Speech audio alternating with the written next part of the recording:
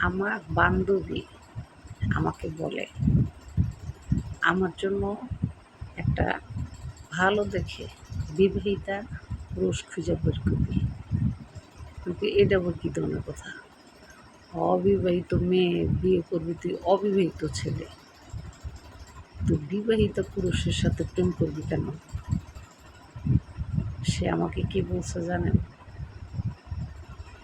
বিবাহিতা পুরুষরা বউরে অনেক আদর করে, ভালোবাসে। আমি কই তাই নাকি? হ্যাঁ। এই জন্যই বিবাহিতা পুরুষের সাথে আমি প্রেম করব, তারপরে বিয়ে করব, তারপরে সংসার করব। আমি কই সত্যি? হ্যাঁ। তুই খুঁজে বের কর।